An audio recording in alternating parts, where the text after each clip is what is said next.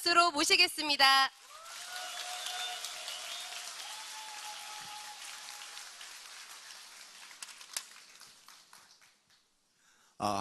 내 책을 아주 즐겨 읽는데요. 참 싱거운 사람 같은데 안 싱겁게 얘기를 해. 그분이 아마 앞으로도 그분처럼 좋은 학력을 가진 분이 나오기는 힘들어요. 그렇게 좋은 학력. 그러니까 쓸데없이 학교만 많이 다닌 거야. 직업은 스님이신데 그때 그 명문 대전고등학교를 졸업하셨죠. 그래서 영화가 하고 싶어서 영화 하려면 어디로 가야 돼? 미국 어디? 미국 플로리다? LA로 가야 돼. 허리우드 있잖아요. 거기 UCLA라고 하는 기가 막힌 대학이 있죠. UC 버클리, UCLA. 그쪽에 가서 공부를 하셨어. 그것만 나오도 그 세계적인 대학이거든요. 미국에서도 그 학교 나오면 아무나 데려가요. 학력이 좋아서 데려간 것이 아니라 능력이 있어요. 그런 학교는. 그러면 또 영화를 해야지. 이 양반이 하버드로 가서 철학과에서 철학을 공부했어. 그러면 거기서 끝내야지. 또 프린스턴으로 가서 프린스턴으로 가서 거기서 박사학위를 받습니다. 지금 현재 보스턴 대학의 교수죠. 그러나 주 직업은 스님이십니다. 힐링 그 강의를 많이 하시죠. 그분이 한 얘기가 있어요. 내가 40이 돼서 느낀 게 있다. 그 중에 하나가 뭐냐 하면은 세상 사람들은 당신에 대해서 관심 없다야. 관심 없다. 그러니까 무슨 말이에요? 세상 사람이 당신 마음의 셔터를 내린 것도 아니고, 세상 사람이 당신은 이렇게 해라 저렇게 해라 금거는 것도 아니다. 당신 스스로 그렇게 한 것일 뿐이다. 그러니 세상 사람 눈치 보지 말고 소신껏 살아가라. 왜냐하면 그분이 베스트셀러를 지금 두 번째 내셨죠? 두 번째 내셨어요? 그런데 베스트셀러가 거의 몇 개월 이상 됐어요. 멈추면 비로소 보이는 것들, 거의 맨 처음에 나왔죠. 베스트셀러가 되니까 젊은 분이, 그때는 30대였거든요. 저도 30대 때 생각하면 참 철없었어. 근데 교보문 이런 그 큰 서점에 가면 가운데가 베스트셀러 코너가 있죠. 그러니까 이분은 30대 때 철없는 분이, 내가 서점에 나타나면 많은 사람들이 나에게 사인을 부탁할 테니까, 그러면서 볼펜을 준비해 가지고 사인하려고 톡 서점을 들어가는데 한 놈도 안 봐. 아무도 안 봐. 그래서 나를 모르는가 보다. 그러고 자기 베스트셀러 책이 있는 곳을 몇 번 왔다 갔다 했어. 내가 왔다는 걸 이제 알리기 위해서. 그런데도 아무도 안 봐. 그래서 선물을 하기 위해서 책을 여러 권 사셨겠죠? 그러면 카운터에 있는 아가씨는 나를 알아보겠지. 컴퓨터에 촉촉을 내미니까 훑어보더니 다 사실 거예요? 이렇게 아무 반응이 없어. 그래서 느끼겠어요. 세상 사람은 남의 일에 관심이 없구나. 왜? 지 할 일도 바빠 죽겠는데 남의 일 왜 관심을 갖느냐 이 말이에요. 여러분들이 여기 온다고 했을 때 친구들이 거기 가지 마, 거기 하면 큰일 나 그랬을 거예요. 근데 그 친구는 돌아서면서 자기가 그 말했다는 걸 잊어버려. 아무 관심 없어. 한번 해보는 소리야. 한번 해보는 소리. 다시 말하면 자기 인생을 살아가는 주체는 누구다? 나야. 그러면 이거 만약에 너 왜 가? 너 망하려고 그러니? 그랬을 때 이렇게 질문해 보세요. 질문에 대해서는 질문으로 답하는 게 가장 좋아요. 그러면 상대방이 입을 담아버려. 그러면 내 안 가면 네가 내 노후 보장해 줄래? 내가 왜? 그러더라고. 보장 못 해줘요. 아무도 보장 못 합니다. 그래서 그 문제는 자기가 해결해야 돼요. 자, 오늘은 자본 생산성 소득 무심분립에 대해서 말씀을 드리려고 합니다. 여기 계시는 분 중에 혹시 나는 리더가 되기 싫다, 나는 그냥 쫄병으로만 사는 게 편하다, 그러신 분 계시나요? 지금까지 내 그런 사람 한 사람 봤어. 자기는 리더가 되기 싫대. 그럼 어떻게 사시고 싶으세요?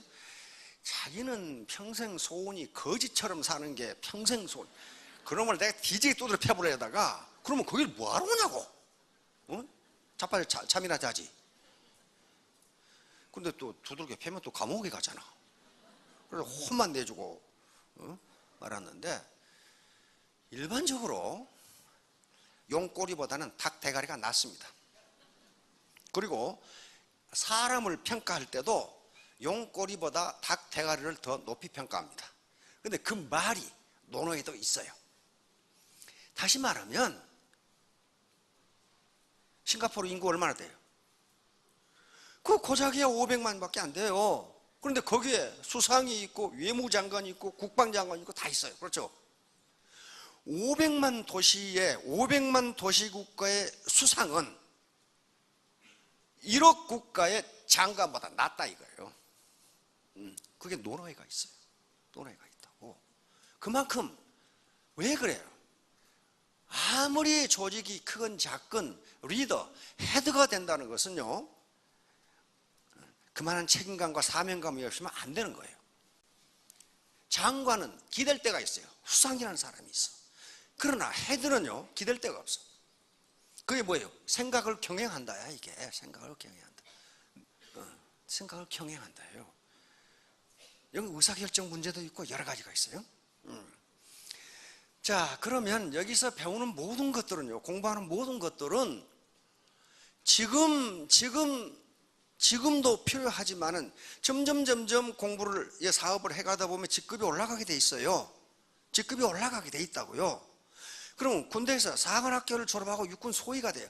그러면 육군 소위로 가만히 있나요? 그렇지 않아요. 계속 계급이 올라가요. 올라갑니다. 장군까지 올라가. 근데 장군이 육군 소위 수준밖에 안 된다. 그건 뭐예요? 그거 장군 아니에요. 그거. 부하 다 죽여요. 그러든가 말든가 지하 죽거나 말거나 저만 그러면 되는데 부하가 다 죽어. 그러니까 점점 군대만큼 교육체계가 잘 돼 있는 그런 기관 드물어요. 사관학교를 졸업하고 바로 육군 소위로 소대장 가나요? 그렇지 않아요. 안 가요. OBC라는 곳에 가서 소대장 교육을 또 받아요. 4년 가라고도. 그리고 소대장 끝나면 중이 대위 되는데, 대위 때 바로 이제 중대장을 나가는데 바로 안 나가요. OSC라는 걸 가서 또 중대장 교육을 또 받아요. 계속 사관학교에서 4년을 했는데 계속 교육을 받아. 그래서 중대장을 해요. 중대장 끝나고 소령이 되면 그냥 대대장 나갑니까? 또 어디로 가요? 군대 갔다 오셨나? 아무래도 군대를 안 갔다가 것 같은데? 육군대학을 가요. 가서 대대장 교육을 또 받아. 계속 장군이 될 때까지 야전에 실무부대 근무하고 또 교육받고, 실무부대 근무하고 또 교육받고, 그래야만 이렇게 커지면서 수십만 명을 지휘하는 장군으로 성장할 수 있는 거예요. 마찬가지로 지금 세일즈 마스터 되기 위해서 여기 앉아 계신 건 아니잖아요. 임페리얼 마스터가 되시기 위해서 여기 앉아 계시는 거 아니에요. 그런데 임페리얼 마스터가 요 수준이 세일즈 마스터밖에 안 된다. 그럼 어떻게 하겠어요? 그렇게 해서 임페리얼 마스터 되지도 않을 뿐이지만은 설사 된다 하더라도 그 조직은 망해요. 망합니다. 망해요. 그걸 끌고 갈 수 있는 능력이 점점 커져야 돼요. 내 주머니에 돈이 들어오는 것에 비례해서 내 인간적 능력이, 인간적 역량이 크지 않으면요, 그 직책을 감당할 수 없어요. 감당할 것 같은데 천만의 말씀, 감당 못해요. 나도 시켜주면 장관 하겠는디? 그 이틀도 못 가 잘려. 이틀도 안 되는 거예요. 그렇게 되는 게 아니에요. 그래서 교육 이런 새로운 정보, 새로운 지식을 통해서 계속 성장하도록 하는 겁니다. 복권 당첨된 사람들이 길거리에서 폐가 망신했다가 길거리에서 굶어 죽는다, 그런 말 들어봤을 거예요. 그렇죠? 정말 그러는가 하고 영국 BBC에서 연구한 게 있습니다. 그리고 미 학자들도 연구해 놓은 게 있어요. 그런데 우리는 뭐 로또 해봐야 10억이지만 미국이나 영국의 복권은 그렇지 않아요. 수십억, 수백억, 어떤 수천억이 돼, 복권이. 그런데 BBC에서 연구해 본 결과 절반은 더 행복해지고 절반은 객사해서 굶어 죽었어. 그 수십억 받아가지고. 왜 그럴까? BBC의 연구 결과, 학자들의 연구 결과는 그 사람이 그 돈을 감당할 능력이 없다는 거예요. 그래서 대규모 복권에 당첨된 사람들이 맨 처음에 하는 일이 뭐냐면은 뭐겠어요? 마누라 바꾸는 일부터 생각해. 뭔가 지금 바꿔가는데 마누라부터 바꿔. 그때부터 망조가 들기 시작해. 왜냐하면 제일 가까운 사람이 제일 무섭거든. 이 마누라한테 돈을 뺏길 것 같거든, 아무래도. 그러니까 바꿔, 이걸. 그 다음에 자동차 바꾸고 집 바꾸고 술 바꾸고 이러다가 결국 폐가 망신하는데, 그 말은 무슨 말이에요? 그 돈을 감당할 만한 인격적 성숙이 되어 있지 않은 경우에는요, 그 돈 받아봐야 더 불행해진다는 거예요. 그런데 더 행복해진 사람은 어떤 사람이냐면은 수십억, 수백억, 수천억의 복권을 받고도 그 복권을 타기 전에 일을 계속한 사람은 더 행복해지더라, 그 말이에요. 왜 그러겠어요? 그 일이 자아실현과 관계되는 일이었기 때문에 그래요. 내가 글을 쓰는 사람이면 밥벌이를 위해서 글을 쓰는 게 아니라, 그 말이에요. 내 인간적 완성을 위해서 글을 쓰는 사람은 돈이 생기건 말건 그 일을 계속한다. 애터미 사업은 굉장히 보람 있는 사업입니다. 나중에 연구를 해보세요. 그 보람, 나 말고 다른 사람을 성공시켜서 경제적 자유를 얻게 한다는 게 얼마나 보람 있는 일이에요. 그 자체의 보람을 찾으면 임피리얼 마스터가 돼도 어깨 운동 안 한다, 그 말이에요. 이렇게 계속 어깨 운동하는 사람은 어떻게 해요? 잘못하면 폐가 망신하고 객사할 수가 있어요. 그래서 인격적 성숙이 계속 돼가야 돼요. 그것은 제도권, 학력과는 아무 관계가 없습니다. 아무 관계가 없어요. 학력은 엄청나게 높은데 몰상식한 사람이 있어. 상식이 없어. 그걸 몰상식하다고 그러죠. 그거 상관없어요, 인격하고는. 자, 그러면 이제 여기 오신 분들은 네 가지 의문이 있습니다. 이거 해도 괜찮은가? 이거 해도 괜찮아? 다시 말하면 내가 이 노래가만큼 벌 수 있나? 근데 어떤 다단계 사업이든지 그렇지 않다고 주장할 놈은 어디 있어요? 그러니까 이건 누가 판단해야 돼요? 내가 판단해야 돼. 누구 말 믿지 말고 내가 판단하세요. 여러 가지 정보를 가지고 자기 스스로 판단해야 돼. 그 다음에 나 같은 사람도 성공할 수 있는가? 현재 상태에서는 절대로 없습니다. 안 돼요. 이게 우스운 것 같지요? 우습지 않습니다. 어떻게 해야 성공하는가? 이 시스템에 계속 참여하면 돼요. 계속 신사숙녀가 돼가면 돼요. 신사숙녀가 돼가서 나중에는 누구나 성공할 수 있어요. 그러나 아무나 성공하는 건 아니에요. 자, 다음. 자, 이 개념입니다. 우리는 성공, 석세스. 여기서 성공의 개념은 안정적인 고소득을 의미합니다. 성공을 어떻게 정의하느냐 하는 문제는 사람마다 다를 수 있어요. 철학자는 뭐 이렇게, 그 다음에 이 신부님은 또 이렇게 할 수 있는데, 여기서 성공은 안정적인 고소득을 얻을 수 있느냐 하는 문제예요. 그러기 위해서는 자본 축적이 돼야 되고, 이게 가장 중요한 게 이런 것들입니다. 마음가짐, 정신자세, 태도예요. 여기서 학력을 요구하거나 지금 현재 금력을 요구하는 게 아닙니다. 자, 다음. 그러면 애터미 사업은 빅 비즈니스, 글로벌 빅 비즈니스예요. 글로벌 빅 비즈니스, 문자 그대로 글로벌이, 이거 아무렇게나 붙인 게 아니에요. 글로벌 빅 비즈니스입니다. 그런데 한 달에 네트로 50만 원씩 벌 수 있다는 게 그 스몰 비즈니스 아닙니다. 그러면 빅 비즈니스인데 이걸 성공할 수 있으려면 노력도 빅으로 들어가야 돼. 가만히 있는데 성공한다? 세상에 그런 일이 어디 있어요? 없어요. 그런 일 없습니다. 자, 다음. 자, 그러면 애터미 사업이 성공할 수밖에 없는 객관적 조건이 있습니다. 9가지로 저는 요약을 했는데요. 하나하나는 이미 유튜브에 들어가 있을 거예요. 제가 강의를 했기 때문에. 이 하나하나예요. 요게 매몰 비용이 없다. 아까 진입비 없다. 월간 유지비 없다. 간판비 없다. 사무실 임대 안 없다.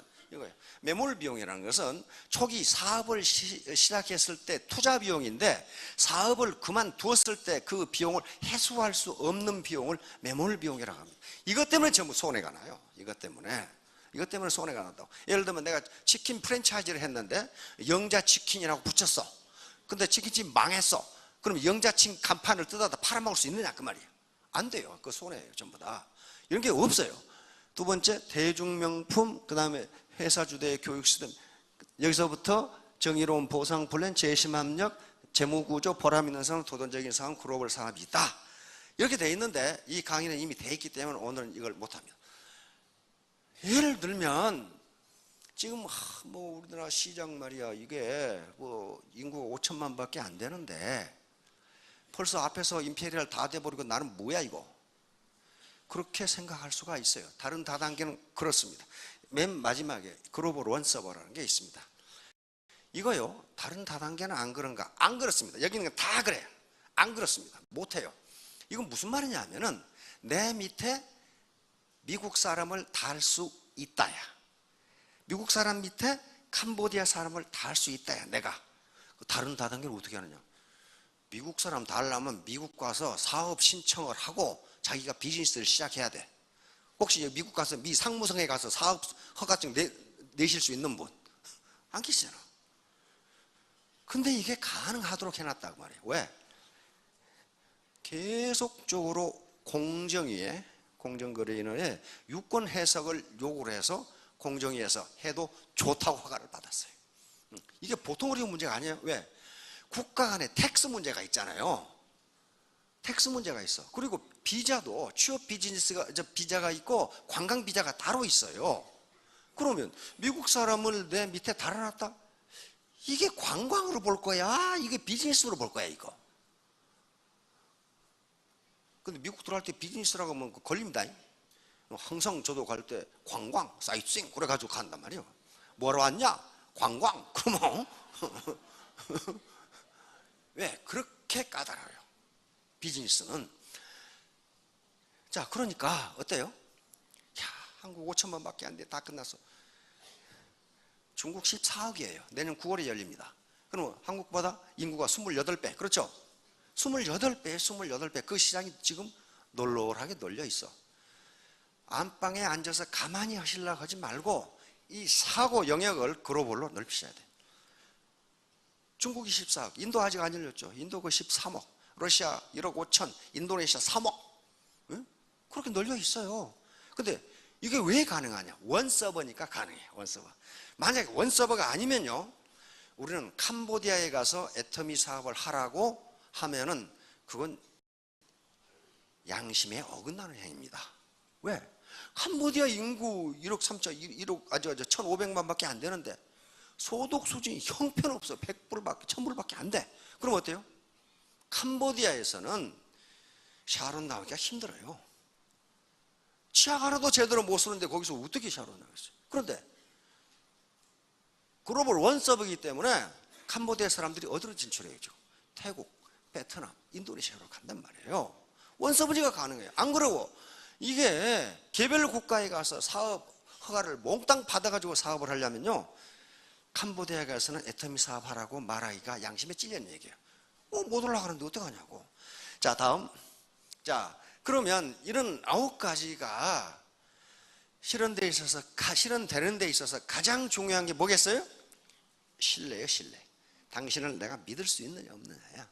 당신을 믿을 수 있느냐 없느냐. 그 유명한 말이 무신분립이라는 말이에요. 논어에 나오는 말입니다. 무신분립. 공자 제자 자공이라는 수제자가 있습니다. 근데 공자 제자가 한 3,000명인데 그 중에 유명한 제자가 한 70명, 73인, 72인 그 정도 되고요.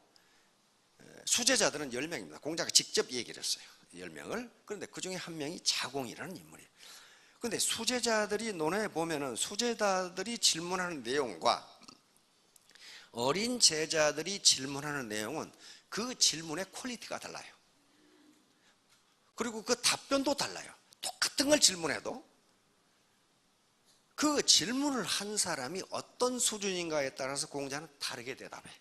그 사람이 알아들을 수 있는 내용을 대답해 준다고. 그러니까 이미 눈높이 교육, 가슴 높이 교육은 공자가 시작한 거예요.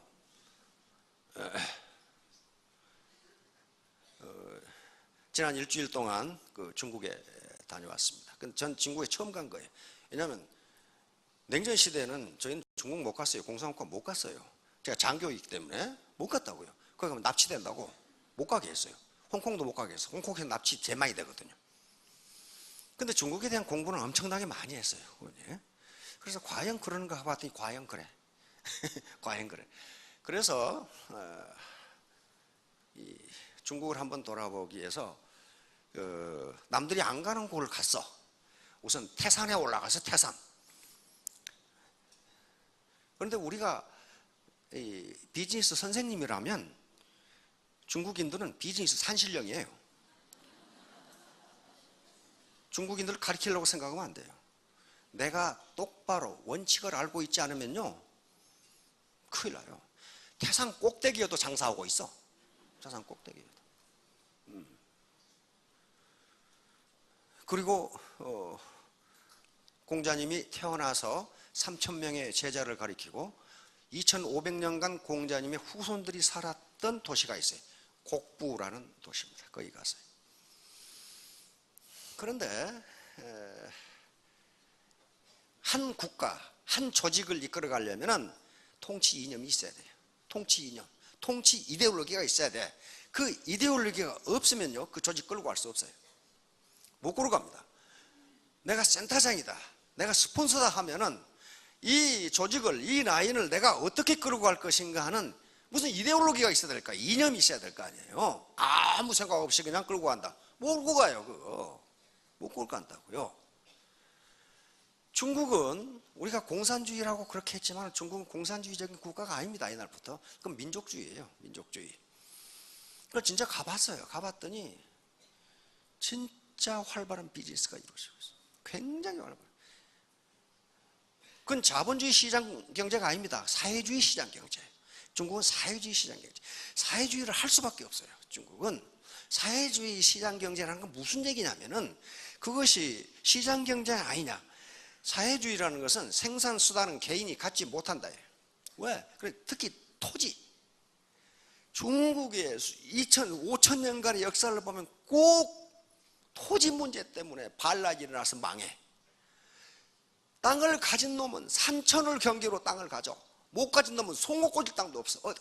이 중에 지금 송곳 꽂을 땅도 없는 사람이 많을 거예요. 어디가 내 땅인지 이게.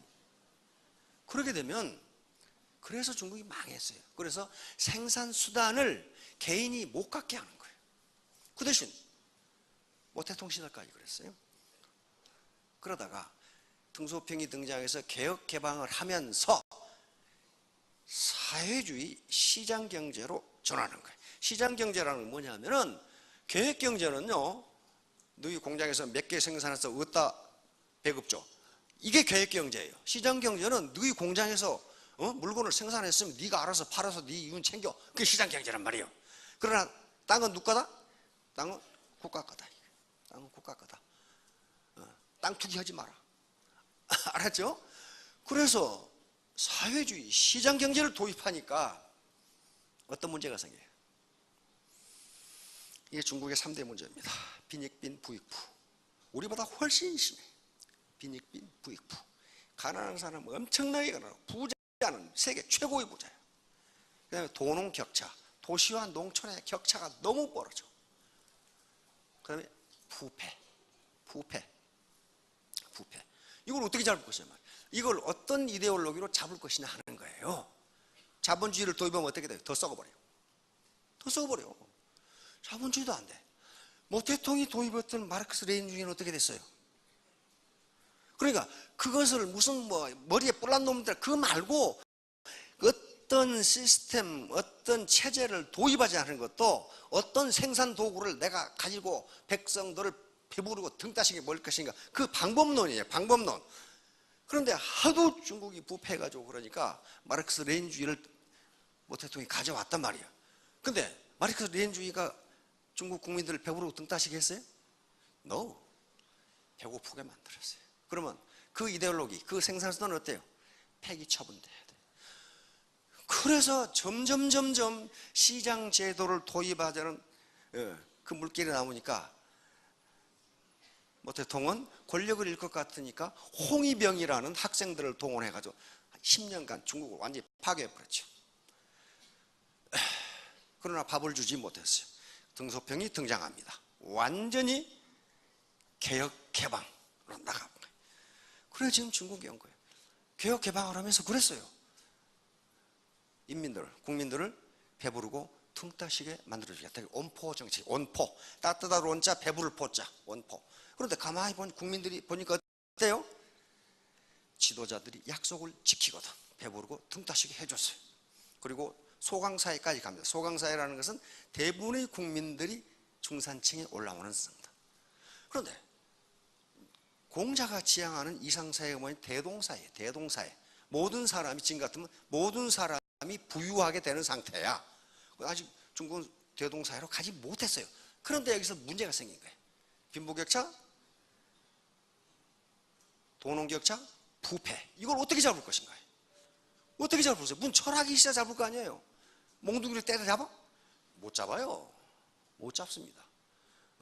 못 잡아요. 그렇게 해서 지금 통치 이데올로기를 바꿨더라고. 그게 유교 자본주의예요. 곡부에 가면 전 도시가 논어로 뒤덮여 있어요. 바로 시진핑이 추구하는 자본주의예요. 이거 아니면 이 문제를 해결할 수 없다는 거예요. 없다는 거예요. 그래서 시진핑이 명령을 해가지고 중국의 공무원들이 곡부에 가서 논어 공부하고 있어요. 지금 우리 갈 때 두 차가 왔더라고. 공무원들이. 그렇게, 왜냐하면 논어는 모든 항목이 지도자가 어떻게 해야 되는 걸 계속 나와요. 지도자. 논어는 백성에 대해 써놓은 거 한 자도 없습니다. 전부 지도자가 어떻게 해야 되느냐. 지도자가. 응? 오늘 또 우리 리더스 클럽 논어 강의했는데요. 신군 어이 탁 이렇게 나와요. 응?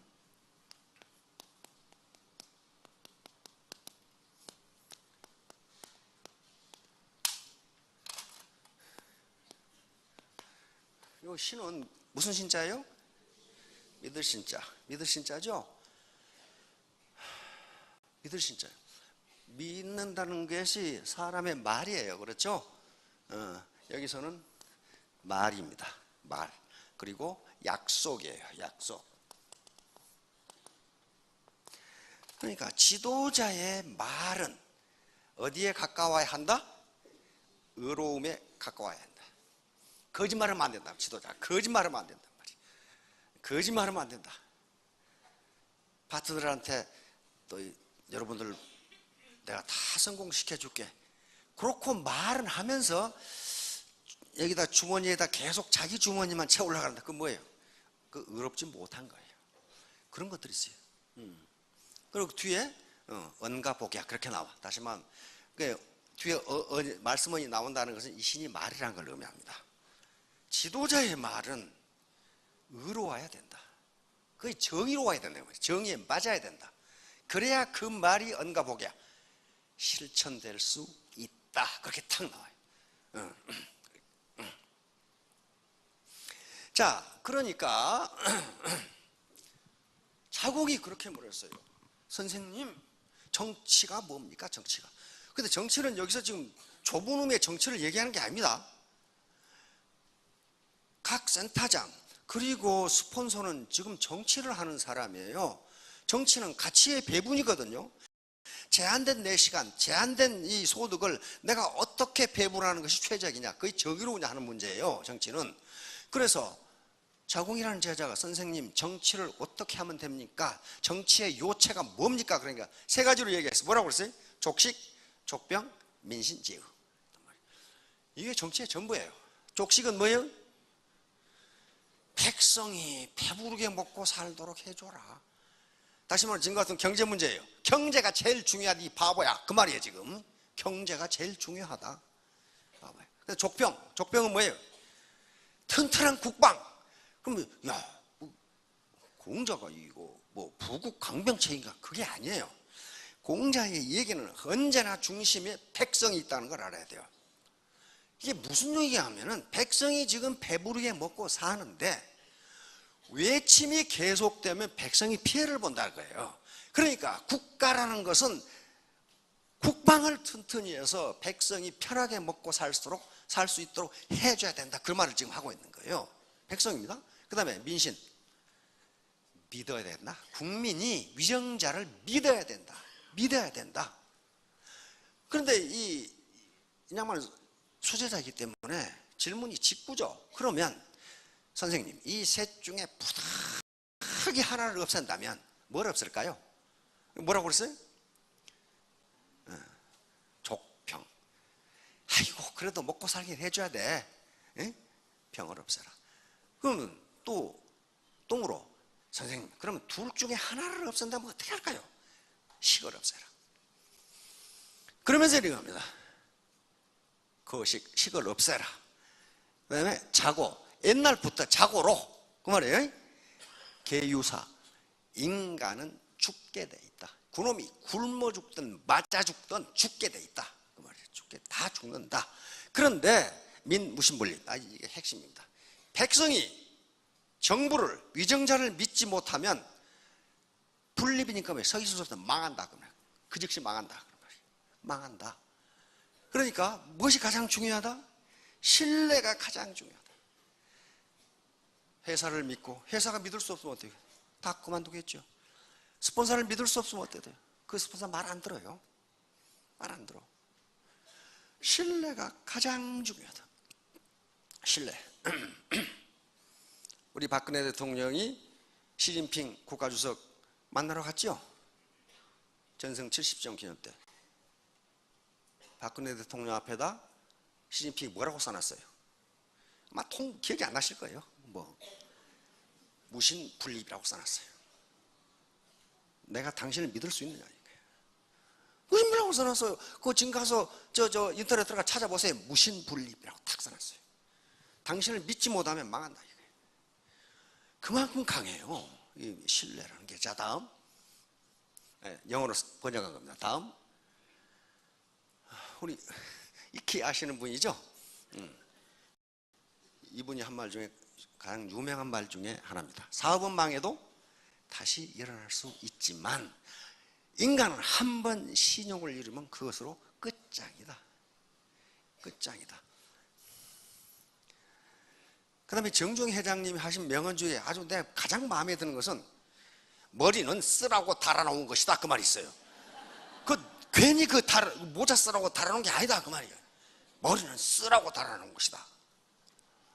근데 에디슨도 똑같은 말이에요. 에디슨은 뭐라고 그랬냐면 다리가 하는 일 중에 가장 중요한 것은 머리를 옮기는 일이다. 이걸 그냥 달아놓은 게 아니라 이 말이야. 머리를 쓰라. 자 다음 이거 누구예요? 임상옥. 상도라는 드라마 보셨죠? 그 상도의 주인공 실제로 조선왕조 최고의 거부였습니다. 유명한 말이에요. 장사란 이익을 남기는 것보다 누구를 남긴다고? 사람을 남기는 것이다. 왜? 신용이 없으면 사람 못 남겨요. 그렇죠? 사람이야말로 장사를 얻을 수 있는 최고 이윤이며 따라서 신용이야말로 장사를 얻을 수 있는 최대의 자산인 것이다. 작은 장사는 이윤을 남기기 위해서 하지만 큰 장사는 결국 사람을 남기기 위해서 한다. 왜냐하면 사람을 남기면 이윤이 다 커져요. 여러분 김만덕이라는 분 아시나요? 김만덕. 제주도 조선왕조 최초의 여성 CEO 있죠? 원래 제주도는요 고려 때 우리 통치구역에 들어왔지만은 그 유배 가는 곳이 유배. 그러니까 살기가 엄청나게 힘든 곳이야. 그 기근이 들어가지고 다구르고 생긴 거 김만덕 그분이 객주를 해가지고 많은 돈을 벌었죠. 결국 그 돈을 다 풀어서 제주도를 구휼합니다. 조정에 쌀 좀 보내달라. 지금 다 굶어 죽는다. 조정에 쌀을 보낼 수 있어요, 없어요? 왜 보낼 수 있냐? 다음에 농사 지어야 보내. 그동안은 뭐해? 숨쉬고 살아있어야 돼. 어떻게 내년까지 살아있어? 다 죽지. 근데 김만덕이 육지에서 목포에서 벼를 사다가 500석을 사다 다 풀어서 구휼한 거예요. 물론 김만덕만 한 게 아닙니다. 그 중에 부자들도 같이 했어요. 김만덕이 하니까. 그래서 조정에서는 어떻게 했어요? 그때 구휼한 사람들에게 좀 벼슬을 줬어요. 벼슬을 올려줬어. 김만덕에게도 무슨 벼슬을 하고 싶은가? 나는 벼슬하기 싫다 하고 단 소원이 하나 있다. 임금님 얼굴을 한번 보고 싶다. 그리고 금강산 구경을 하고 싶다. 그 당시 제주도는요, 육지로 못 가게 하는 금종령이 있어요. 육지로 못 갑니다. 왜? 자꾸 도망가니까. 그런데 이 양반도 아닌 여인이 함부로 성상을 보겠다 이거야. 임금의 얼굴을 보겠다 이거야. 그런데 양반들도 임금 얼굴 잘 모르는데 어떻게 제주도의 여인이 말이야. 원래 기생으로 기적에 있었죠. 임금의 얼굴을 보겠다고 그러니까 그 법도에 어긋난단 말이에요. 그러니까 정조대왕을 어떻게 합니까? 볼 수 있도록 의녀의 신분을 내립니다. 아니 궁정 의녀면 치료해야 되니까 볼 수 있잖아요. 의녀의 신분을 내려서 정조대왕이 불러서 아무도 못 보는 임금 얼굴을 가서 봅니다. 정조가 묻죠. 자네가 그 당에 벌어놓은 돈을 다 썼으니 많은 손해를 보았으니 내가 그 돈을 그 자금을 지원해 주겠다. 그럼 김만덕이 뭐라 그래요? 저는 이런 것이 하나도 없습니다. 저는 사람을 잃지 않았으니 어찌 제가 이런 것이 있겠습니까? 사람을 안 잃었으니까 다시 부자 될 수 있잖아요 지금. 그렇죠? 사람을 잃지 마세요. 사람을. 자, 다음 파이낸셜 타임스, 영국의 파이낸셜 타임스가 요 논어에 있는 구절을 보고 그대로 사설을 쓴 겁니다. 벌써 19세기에 논어는 전 세계 지식인들이 다 읽었어요. 톨스토이도 완전히 읽었더라고. 논에 있는 말을 많이 인용해놨어요. 이렇게 지식의 정의를 잘 해놓은 책은 나는 본 적이 없다는 식으로 톨스토이가 인생론에다 써놨어. 자, 다음 이건 누굽니까? 이게 상황이라는 사람이에요. 상황. 춘추 전국시대가 끝나고 진나라가 천하통일을 하죠. 진나라가 천하통일을 하는 데 있어서 기반을 닦은 사람이 상황이라는 사람이에요. 이 사람이 위나라 사람인데 진나라로 가가지고 변법을 합니다. 변법을 하니 제도와 법을 고치는 거예요. 이게 아주 나라가 빠져가지고 나라가 부강해지가 않아. 그래서 제도와 법을 완전히 바꿔놓고 시행하기 전에 이 짓을 한 거예요. 뭘 했냐면은 아무리 법을 잘 만들어도 백성이 믿지 않으면 이 법은 헛거다. 휴지나 다름없다. 우선 백성의 신뢰를 얻지 못하면 아무리 변법을 해도 소용없다 하는 걸 알아요. 그걸 느낍니다. 그래서 법을 다 바꿔놓고 시행하지 않고 남문에다가 이 몽둥이를 하나 세워놓고 이 몽둥이를 북문으로 옮긴 놈은 백금을 주겠다. 지금 같은 100만 원 주겠다. 백성이 믿어야 안 믿어요. 이게 드디어 조정이 실성을 했구나. 아니 저 막대기를 빼다가 저쪽으로 옮긴다고 100만 원을 줘? 아무도 안 와. 아무도 못 믿어 조정이 하는 말은. 그러니까 올렸어. 1000만 원을 주겠다. 그러니까 대가리가 좀 이상한 놈이 와서 이걸 옮겼어 이렇게. 그러니까 정말 1000만 원을 줘. 그때부터 백성이 정부를 믿습니다. 아, 정부가 하는 말은 허언이 아니로구나. 그때 이 변법을 시행합니다. 새로운 법을. 그래서 진나라가 아주 부강하게 되면서 저쪽 변방, 서쪽에 있던 변방 진나라가 천하를 통일하고 진제국을 건설합니다. 그 기반을 바꾸는 상황이에요, 상황. 그런데 원래 상황은 위나라 사람이에요. 저쪽 끝에 이제 황허강 북쪽에 있는 이 나라가 춘추 전국시대 최강 국가였거든요. 근데 이 재상이 공숙자라는 사람인데, 그 상황은 공숙자, 옛날에 대감들은 자기 가신들을 거느리고 있으니까 그 가신이었어요. 근데 공숙자가 늙어서 이제 재상 이제 곧 죽게 돼 있어. 그러면 임금이 묻거든요. 공의 후임으로 누구를 앉히면 좋겠소? 그렇게 물어.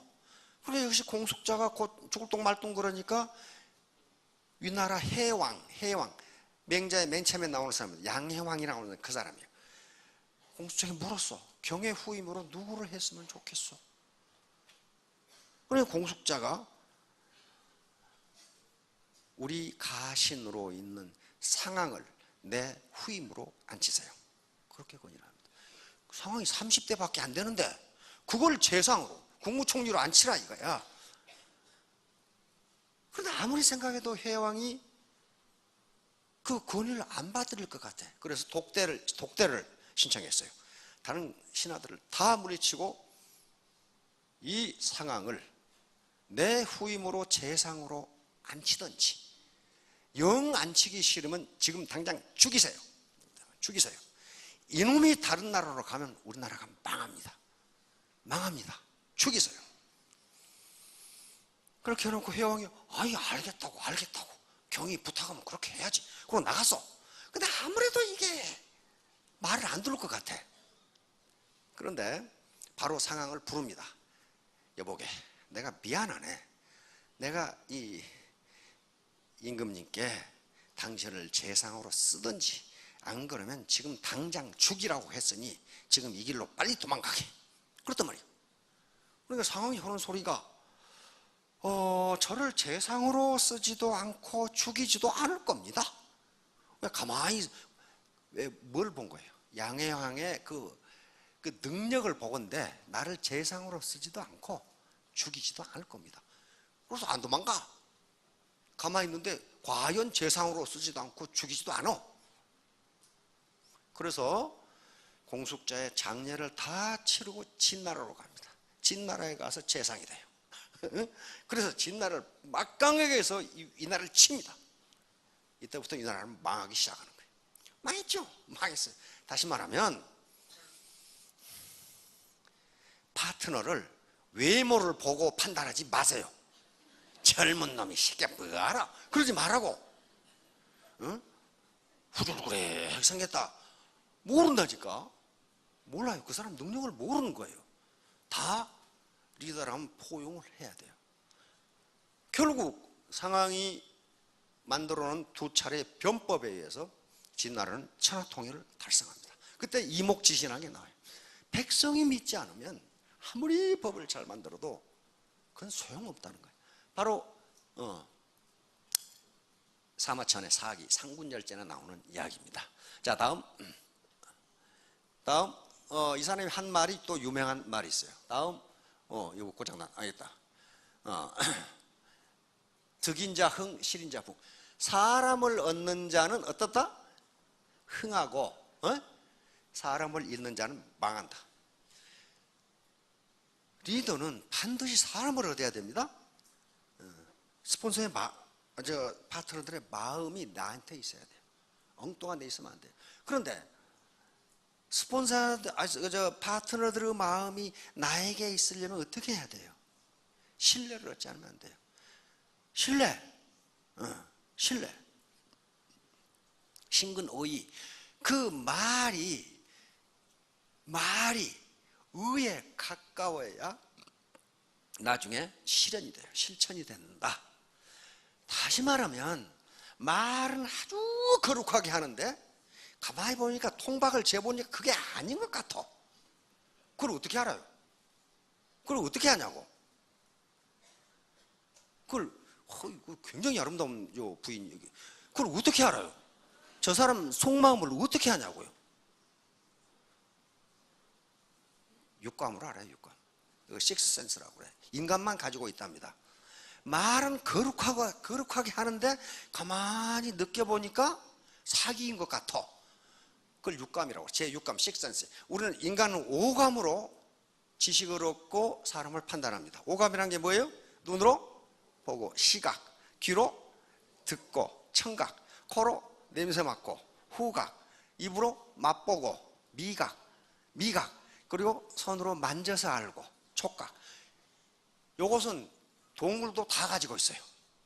동물도 다 가지고 있어. 근데 제6감, 식스센스, 이것은 초월적 인지 능력이야. 초월적 인지 능력. 이것은 인간만 가지고 있다고 그래. 말은 근사하게 하는데 가만히 나한테 오는 느낌이 사기꾼 같아. 그러면 그 말을 믿어요? 내 마음을 믿어요? 내 마음을 믿어요. 왜냐하면 모든 물리량은요, 그것을 재는 도구가 있어요. 길이는 무엇으로 돼요? 자로 재요. 자로. 부피는 되로 돼요. 돼. 그렇죠? 되로 돼요. 무게는 저울로 재요. 저울. 온도는 온도계로 재요.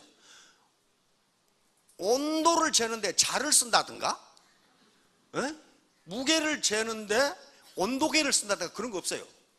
반드시 모든 물리량은 그것을 측정할 수 있는 도구가 있어요. 그러면 상대방의 마음을 재는데 잣대 갖다 대? 안 되는 거예요. 상대방의 마음은 내 마음으로 잴 수밖에 없어요. 그렇잖아요. 이심전심이라고 그래요. 이심전심. 마음과 마음은 서로 통하게 돼 있어요. 그러니까 말을 아무리 근사하고 거룩하게 해도 내 마음이 저 새끼 저거 사기치는데, 그럼 사기꾼이 되는 거예요.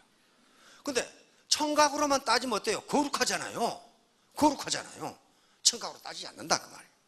그러니까 사람을 얻으려면은 말로 되는 게 아니에요. 진정성입니다. 오센티시티. 진정성이 없으면 절대로 사람은 제6감, 식스센스라고 하는 것이 있기 때문에 사람 못 얻어요. 자, 다음. 프란시스 후쿠야마, 조지타운 대학, 하버드 대학 교수였는데요. 일본계 미국인입니다. 이 사람이 사회자본이 가장 중요한데, 자본 중에, 사회자본 중에서 가장 중요한 게 신뢰다 하는 게 신뢰. 믿지 못하면 안 된다. 근데 이 사람은 케네스 에로운데 노벨 경제학상을 받은 분입니다. 후진국이 발전을 못하는 이유는 신뢰가 없기 때문이다. 서로 믿지를 않으면 불신 비용이 엄청나게 들어갑니다. 불신의 사회적 비용이 엄청나게 들어가요. 이것을 국제사회에서 알았어요. 다시 말하면 전후에 2차 대전 이후에 일본과 독일이 다시 선진국으로 튀어오르는 것을 보고 국제기구와 경제학자들은 후진국에도 기술과 자본을 제공해주면 곧 선진국이 되겠구나, 그렇게 생각했어요. 그리고 막 돈을 퍼부었어요. 기술과 자본을. 그런데 완전히 밑빠진 독에 물붓기야. 나중에 알았어. 사회 발전이 없이는 경제 발전이 불가능하구나. 그래서 지금 사회 발전을 시키기 위해서 여러모로 노력을 하고 있어요. 다시 말하면 사회 발전이란 게 뭐냐면 의식의 선진화를 생각하면 돼요. 예를 들면 땅 투기를 해가지고 돈을 벌었어. 그래서 펜스를 샀어.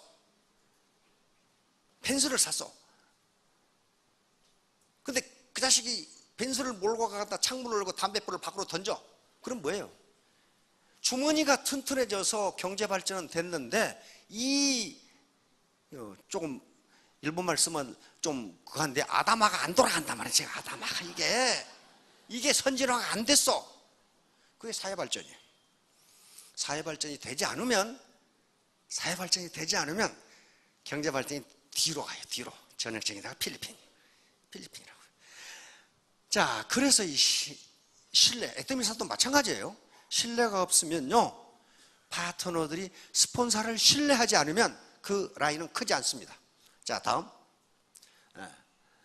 바로 애터미 사업의 가장 중요한 게 신뢰예요. 믿을 수 있어야 돼. 우리 스폰서가 죽으라고 하면 나는 죽겠다. 팥을 콩이라 해도 나는 믿겠다. 그 신뢰가 중요해요. 자, 다음. 일반 수학과 비즈니스 수학. 오케이. 일반 수학은 99 맞죠? 비즈니스 수학은 조그만 것 때문에 전체가 망하는 수가 있어요. 저 사람 덩치도 좋고 인물도 좋고 말도 잘하고 학력도 좋아. 근데 가끔 거짓말을 해. 그럼 어때요? 안 믿어요.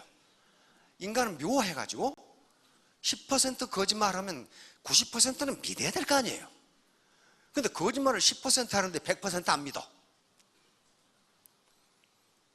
우리 예쁜 숙녀님, 사과가 조금 썩었어. 썩은 사과에 성한 사과예요. 사과가 5%밖에 안 썩었는데 95%는 성하잖아요. 그래도 그건 썩은 사과에 들어가. 그렇죠? 이게 인간사예요. 인간사예요. 조그마한 흠 하나가 전체를 평가해버려. 자, 다음. 리더가 신뢰를 얻기 위한 조건, 결론입니다. 신뢰를 어떻게 했냐? 이거 두 가지예요. 품성이 좋아야 되고, 뭐가 있어야 돼요? 능력이 있어야 돼, 역량이 있어야 돼. 사람은 좋은데 무능해. 그럼 믿어요? 안 믿어요. 안 믿어. 그 다음에 태도. 태도는 긍정적인 태도, 열정적인 태도, 마음가짐입니다. 마음가짐. 이렇게 되면 신뢰가 와요.